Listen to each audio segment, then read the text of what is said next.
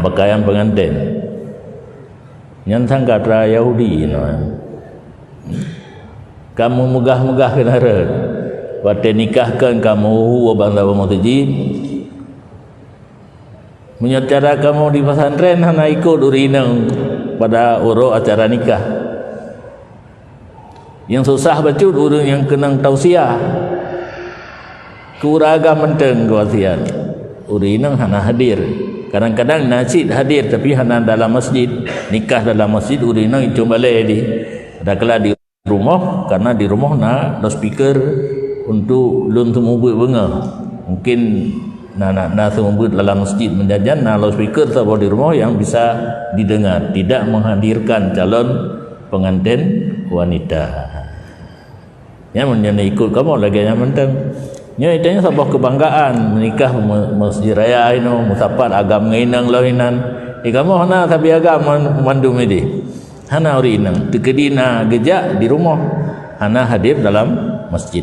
Jadi itanya mbak tamika mbak minta satu yang lebih afdal, terjadilah hal-hal yang tidak diinginkan dalam agama. Berbangga bak pegat pesta, berbangga bak pengantin.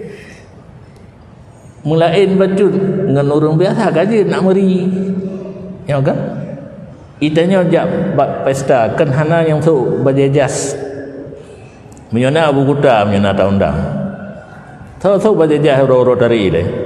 Panai linto dah besar bajajasnya jid bajajas yang hana jid bajajas yang tamita yang mulain bacut yang jari urang pakai ketandanya linto. Hal yang kana bayung kuning pula no. Urang je foto linto kah rohi foto urang lain karena lain pakaian. Jadi hana mucih dah membangga-bangga rod model pakaian. Lebih-lebih lam urinang ura Aceh, uragam pi ura Aceh, kacok pakaian luar Aceh. Yang pi kata muka atago ada yang ana muka atadro. Mungkin menyona kesepakatan kita kembalikan kepada adat jamun. Kalenlah foto-foto urang jamun hote menikah.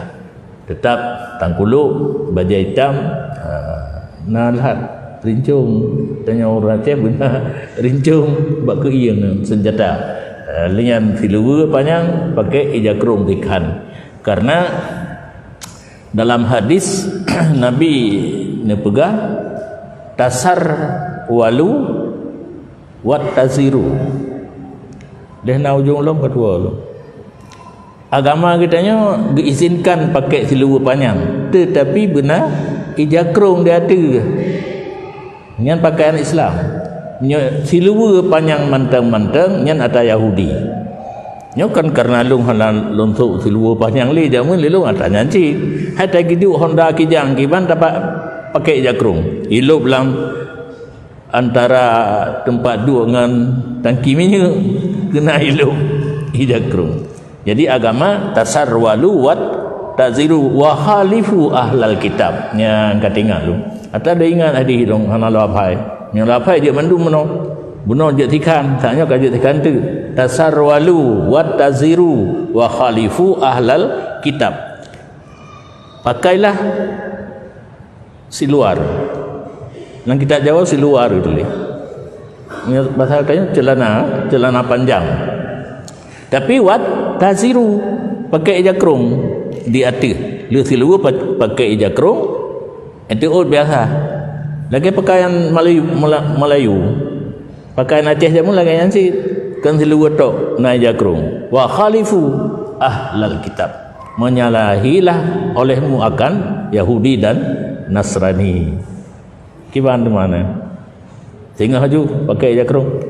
Malamnya honame kan. Nak betaban kan Yahudi. Jadi kembali kepada tata cara pengantin pria dan wanita memakai pakaian asli daerah jamun. Nah foto-foto mendain.